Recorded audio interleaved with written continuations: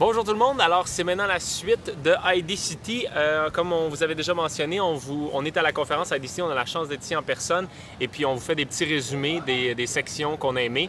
Là, on va parler de la section d'hier parce que bon, il y a beaucoup d'actions ici puis il y a des gros soupers dans un château hier soir, on n'a pas eu le temps de faire la vidéo. Sauf que c'était une des sections qui m'a intéressé le plus probablement qu'il y a eu hier sur la différence entre les vieilles compagnies puis les nouvelles compagnies. Fait que ce qu'on va faire, c'est qu'on va faire un petit résumé de qu'est-ce qu'on a appris dans le fond là-dedans. Puis c'était vraiment bien présenté dans la présentation. Dans le fond, c'était comme une personne qui faisait une introduction à tout, dans le fond, le concept des vieilles compagnies contre les nouvelles compagnies. Puis après, il y avait plusieurs présentateurs. Puis on va vous expliquer, dans le fond, nous, on va faire la même chose. On va vous présenter c'est quoi le concept.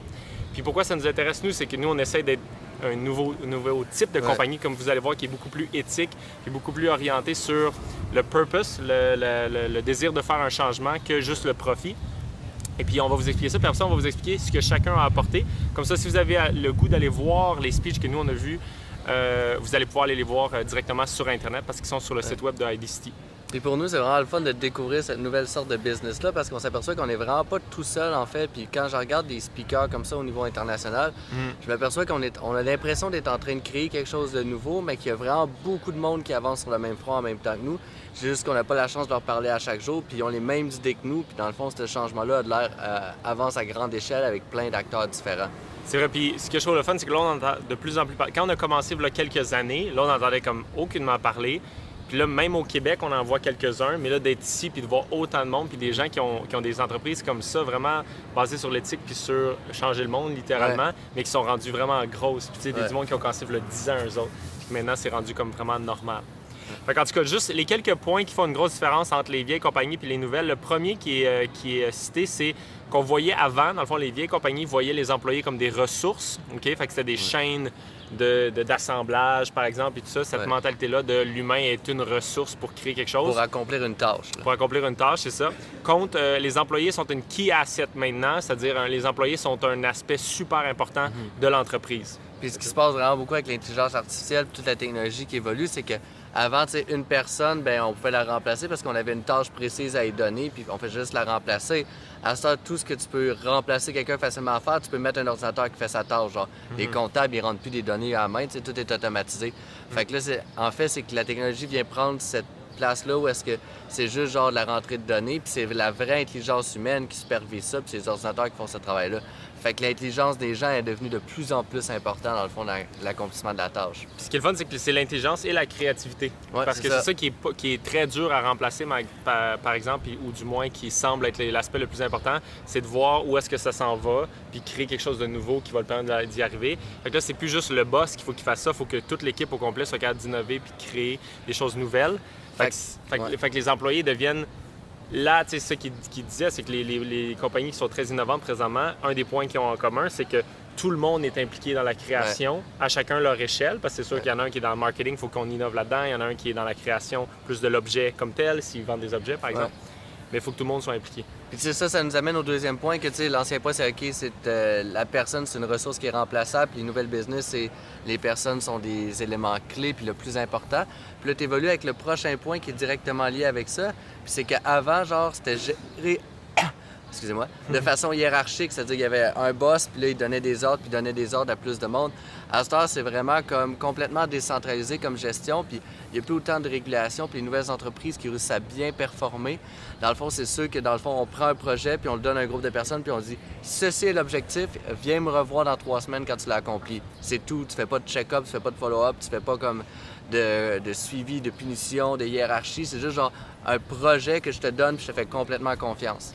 C'est ça que nous, tu sais, moi, d'ailleurs, c'est drôle parce qu'on avait Annie, justement, en venant ici à IDCity, qui nous posait la question, c'est comment vous faites pour faire autant confiance à vos employés? Puis c'est vrai que nous, dans les compagnies qu'on a, puis là, ça commence à être plus gros maintenant, si on compte Solutionnaire, la Serre du futur et les plans de maison tout ensemble, en plus qu'on a beaucoup de bénévoles, tu sais, des fois, on monte jusqu'à presque 20 personnes qui travaillent sur les projets en même temps. Puis ce que je me rendais compte, c'est c'est ça que je désire faire, c'est attirer des leaders parce que les leaders, eux, sont capables de faire par eux-mêmes. Mais souvent, j'ai une rencontre pour un nouveau projet qu'on a, par exemple. Puis dans cette rencontre-là, on va définir ultra clairement c'est quoi l'objectif ensemble. On va définir exactement pourquoi on veut le faire.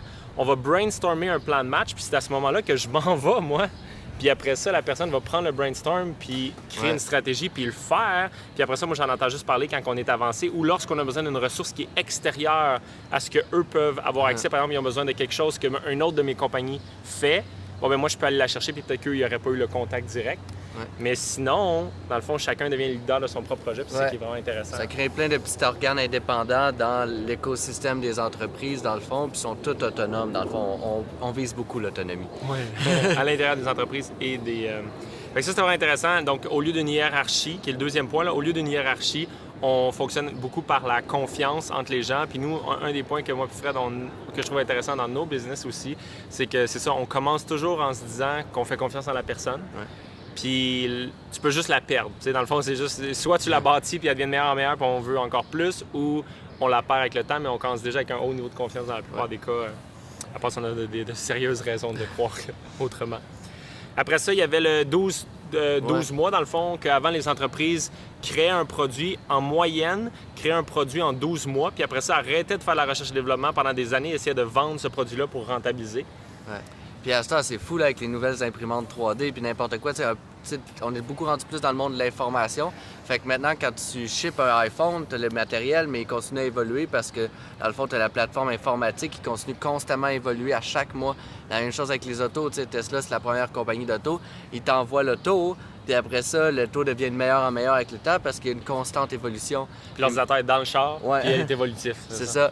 Puis la prochaine truc aussi, c'est qu'avant, tu sais, pour créer une pièce de matériel puis tester quelque chose, il fallait que tu crées des moules, il fallait que tu fasses couler le métal, il fallait tout ça. À ce temps, genre, tu cliques sur imprimer en 3D, tu te lèves le lendemain matin, ta pièce est toute imprimée, c'est grosse, sinon c'est dans 10 minutes, tu la testes tout de suite. Fait que l'évolution des choses est vraiment plus rapide. Puis c'est pour ça que ça devient continu.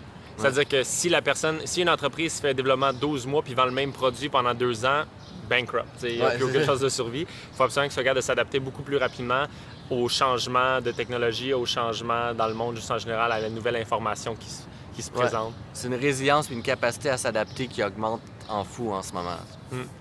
Puis l'autre dernier gros point puis qui fait une énorme différence, puis c'est ça qui tu sais, moi dans le fond, j'ai toujours voulu être entrepreneur quand j'étais jeune, puis pendant longtemps après ça, je l'ai mis ça de côté parce que j'ai l'impression que toutes les compagnies recherchaient juste le profit puis à cause de ça, ils étaient en train de tout détruire autour. Puis en partie, c'était vrai. Puis j'avais plein d'exemples pour me le prouver parce que justement, les old co, ce qu'ils appellent les anciennes compagnies, c'était ça. C'est qu'il y avait seulement un objectif, puis c'était de faire plus de profit. Alors que les nouvelles co, puis ils le voient de plus en plus, puis ils disent dans le fond, les compagnies qui n'ont pas ça ont beaucoup de misère à engager du monde parce qu'il y a une génération complète où est-ce que, oui, il faut qu'ils fassent de l'argent, il faut qu'il y ait du profit, mais il faut avant tout qu'il y ait un but, qu'il y ait un objectif dans ce que la compagnie veut faire. Parce que faire de l'argent, c'est plus un objectif assez grand. On a une telle abondance maintenant. Tu sais, il y a eu un moment dans l'histoire où est-ce que il y avait une certaine scarcity, il n'y avait pas l'abondance qu'on a présentement, puis autant en Amérique du Nord qu'ailleurs dans le monde. Puis lorsqu'on est dans cet état-là, des fois les gens sont comme, ben faire de l'argent, c'est une assez bonne raison pour travailler, par exemple, travailler en parenthèse. Tandis que maintenant, les gens veulent commencer à œuvrer parce qu'on en a une certaine abondance déjà. Fait que là, à ce point-ci, c'est plus une assez bonne raison. Il faut absolument que je crée quelque chose que je désire. Puis on a la chance de vraiment, on l'a vu, attirer des gens comme ça. Fait que la plupart des gens qui travaillent avec nous, puis nous-mêmes, on a un objectif précis. On est réaliste sur le fait que si tu fais pas de profit pendant assez longtemps, il n'y en aura plus de job pour personne. Sauf que c'est pas ça l'objectif principal. C'est que dans le fond, tu sais, aussi, on est en train de shifter entre genre, je travaille à un job que j'aime pas 40 heures semaine pour cumuler de l'argent puis faire un petit peu de hobby qui est quelque chose que je crois puis qui va changer la planète. Nous, Du bénévolat. Du bénévolat, ouais.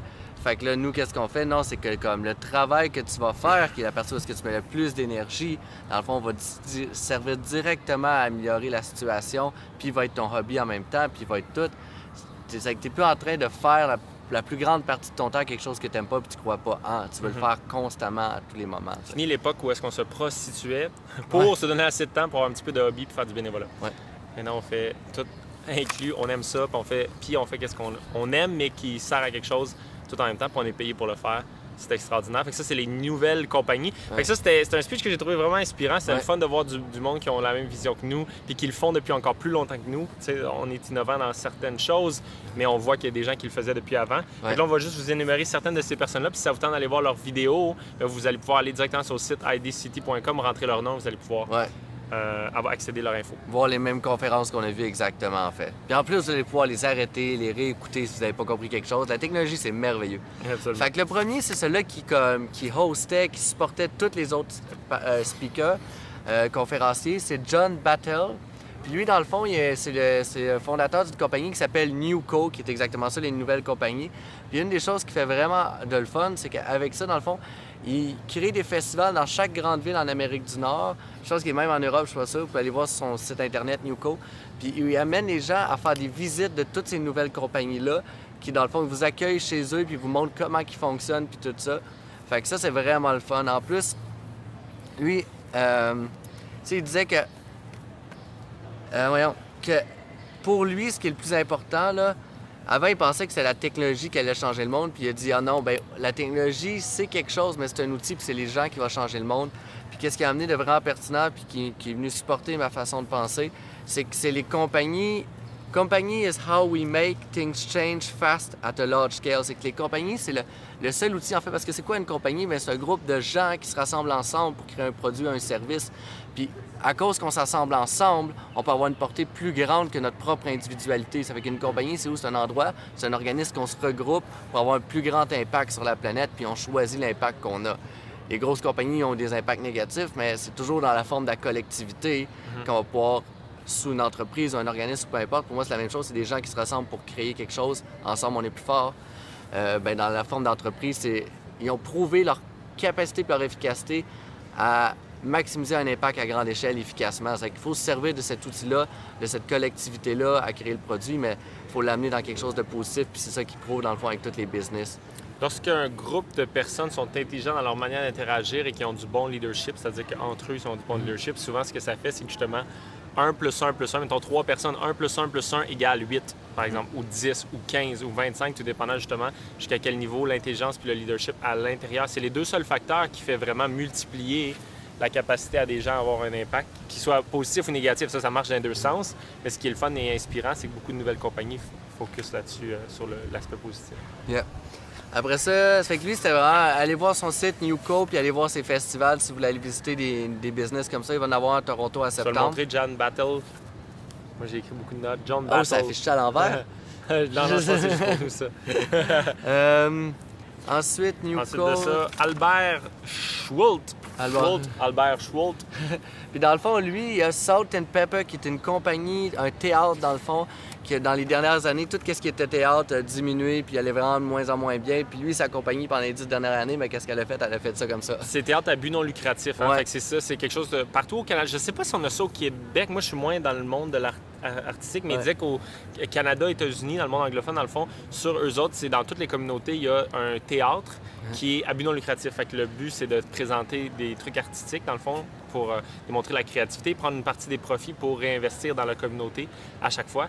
Puis c'est ça, tout est allé down. Tu peux continuer l'histoire que tu disais? Puis dans le fond, lui, qu'est-ce qu'il a fait? C'est qu'il a amené une nouvelle façon de faire. Il a juste regardé le modèle des théâtres, puis dans le fond, souvent, qu'est-ce qu'ils font? Puis c'est comme une caricature, mais quand même, genre, ils sortent genre comme 6 spectacles, puis là, ils mettent les 6 spectacles à l'affiche, puis là, il y en a qui ont fait bon, il y en a qui n'ont pas fait bon, puis là, ils font comme, ah, ben, comment on jette tout ça à la poubelle, puis on en recommence l'année d'après.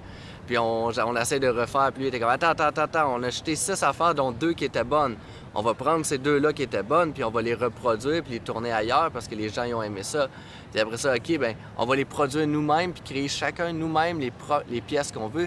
Comme ça, on va avoir les droits d'auteur. Comme ça, quand que ces 2 sur 6-là sont bonnes, après ça, on les amène, puis on en fait une télésérie. Puis une fois qu'on a fait une télésérie, on peut en faire un livre. Puis là, comme on possède tous les droits d'auteur, bien, ça nous ramène plus de ressources, puis eux autres, en tout cas, c'est fou, puis ils réussissent vraiment à créer leur abondance comme ça, puis aller chercher leur argent. Avant, c'était un tiers gouvernemental, un tiers gouvernement, un tiers privé, puis un tiers les sièges. Mais là, lui, qu'est-ce qu'il fait? C'est 10 du gouvernemental, 50 du privé, puis 40 des sièges, leur revenu. Puis leur revenu monte en fou, mais c'est parce qu'ils ont une approche beaucoup plus réactive. C'est-à-dire, ils observent qu'est-ce qui s'est passé avec leurs 6 spectacles, puis ils s'adaptent en fonction de ça. Fait que Ça, c'était vraiment intéressant. Encore une fois, quelqu'un qui est un organisme à but non lucratif, qui a juste des objectifs vraiment nobles, engager des artistes, faire tout ça, puis qui a eu une stratégie juste bien faite, bon marketing, bonne stratégie d'optimisation, puis qui fait que son impact est multiplié par beaucoup. Pour donner une idée de son impact, j'ai écouté sa conférence, mais tu sais, c'est comme ici à Toronto, genre les 7 plus grosses compagnies de théâtre, ils engagent en moyenne 4 à 5 artistes à temps plein. Puis lui, la sienne, qui est la 7e la plus grosse, en engage 43, puis il est parti from scratch de pas grand-chose il y a 10 ans, puis là, il est monté en flèche. Fait que, puis en plus, genre, ces gens qui viennent faire le théâtre, ben, ils n'ont pas besoin de payer leur éducation, ils leur payent leur éducation. Tu sais, Ouais, une grosse différence. Puis ensuite, on avait Brune Poon-Tip, qui est Bruce Poon-Tip, qui lui, c'est super intéressant parce que moi, en tout cas, moi, j'étais en tourisme d'aventure avant. Puis c'est sûr que le tourisme, ça a un impact vraiment négatif sur l'environnement dans la plupart des cas avec les tout inclus et tout ça. Puis lui, c'est une nouvelle compagnie. Encore une fois, c'est des grosses compagnies, là, multi-millions de dollars avec des, je pense que c'est des milliers de personnes qui vont faire ces voyages. Puis lui, dans un tout inclus, on dit que 95% de l'argent revient, par exemple, si c'est un tout inclus des États-Unis, 95% de l'argent reste aux États-Unis, puis 5% va dans le pays où est-ce que ça se passe. Lui, c'est le contraire. 95% reste dans le pays, 5% revient, parce que chaque action qui sont mises dans le pays où est-ce qu'il va visiter, c'est seulement avec des trucs locaux. Fait qu'il y a juste le pourcentage qui revient à sa compagnie à lui, qui est une compagnie canadienne, qui revient. Et tout le reste est réinvesti à 100, dans le fond, au plus haut pourcentage possible directement dans la communauté qui est visitée. Fait qu'ils utilisent cette éducation-là pour rapprocher les gens. Souvent, lorsqu'on a été... moi, j'ai toujours vu que les gens, la raison pourquoi ils ne respectent pas la nature, c'est qu'ils ne la connaissent pas. Puis c'est ça que j'aimais des apporter en nature lorsque je faisais du tourisme d'aventure en plein air. C'est qu'une fois que tu as connecté avec, tu as plus tendance à vouloir le respecter que si tu as vécu en ville entouré de béton toute ta vie puis tu ne sais même pas c'est quoi de la nature, tu n'as pas d'attachement à ça. Bien, la même chose quand tu visites dans certains pays, là, tu as un attachement, puis là, tu veux faire plus attention, le plus le respecter. Mais en plus, l'aspect tout économique qui peut aider ces pays-là. C'est une manière de faire du tourisme éthique vraiment inspirante. Est-ce que tu voulais rajouter quelque chose là-dessus, toi? Ou... Non, mais c'est vraiment impressionnant. C'est une compagnie canadienne, mais 9% de leurs activités sont au Canada. Des touristes viennent du Canada. Le reste vient de partout sur la planète, puis il y a même du monde partout sur la planète. Fait qu'ils ont vraiment grandi avec une immense expansion. Puis ils ont créé une culture que tout le monde qui vont voyager, tu sais, t'as deux types de voyages. Avant, ils disaient genre, viens en voyage, ça va être comme chez toi, t'auras pas de stress, tu vas avoir des draps normaux, tu vas être dans un hôtel, tu vas être nourri, puis tout ça. Puis lui, il est comme, non. Si tu veux un voyage tranquille, reste chez toi. Si tu veux une aventure, viens avec nous. Puis, tu sais, son brand, le monde, ils ont tellement aimé ça qu'ils ont tatoué le logo de sa business sur le corps. Ouais, plein de... Lui, il était comme, je comprends pas, mais ils le font, ils trippent, là. Même lui, il a dit, même moi, si je faisais ça, ma mère m'en voudrait. Et finalement, tous les clients ont le tatou de sa compagnie sur leur corps. C'est quand même intense. Tu voulais-tu faire... Moi, j'aurais sauté tout de suite à Aaron. Oui, c'est ça que je voulais faire aussi. Aaron Dignan. Puis lui, dans le fond, c'est le nom en bas, le deuxième. Puis dans le fond, ce gars-là, qu'est-ce qui est vraiment le fun... Oh, toi aussi, tu l'as pas dégrabouillé. Moi, j'ai pris beaucoup de notes. Dans le fond, lui, il nous a expliqué, puis quand il parlait, là, je sentais que genre notre business, c'est exactement ça. Il nous expliquait que les anciens modèles d'organisation pour les business ne fonctionnent plus parce qu'on est en train de se défaire du hiérarchique, on sait que ça fonctionne plus, puis on s'en va dans la confiance, puis on te donne un projet, reviens-nous quand c'est fait. Mais ça, c'est pas du tout le même dessin structurel, puis c'est un peu un chaos en ce moment. Puis lui, tout ce qu'il expliquait, dans le fond, c'est exactement ça. Puis il expliquait comment il retourne les business, dans le fond, pour s'adapter. Puis un des trucs qui est revenu beaucoup, c'est que les gens qui réussissent à bien performer dans ce nouveau type de business-là, puis Google, c'en est un exemple, puis il y en a plein d'autres, c'est que les gens qui sont hautement capables de bien dealer avec un haut niveau de chaos. Parce que il n'y a pas de hiérarchie, il n'y a pas de direction, puis ils doivent interagir avec chacun des cercles au même niveau, puis dealer avec ça, puis d'être capable d'avoir leur propre leadership pour créer leur projet. Un des trucs qu'il m'a dit là, qu'il faut vraiment aller voir, c'est qu'il faisait plein d'articles sur, dans le fond, le fondateur de Twitter. Tu sais, Twitter, c'est juste des petits tweets de quelques lettres. Il a créé quelque chose qui s'appelle Medium, medium.com. C'est comme son frère de Twitter, mais avec des longs articles. Fait que Aaron Dignan, si vous voulez avoir plein d'insights sur comment gérer les nouvelles business, cette nouvelle réalité-là, vous pouvez aller lire sur son blog sur medium.com. Oui, puis là, c'est ça qui était le fun. C'est ça qui est le fun à IDC, c'est qu'on peut leur parler en personne. Fait qu'hier soir, on est allé jaser avec lui.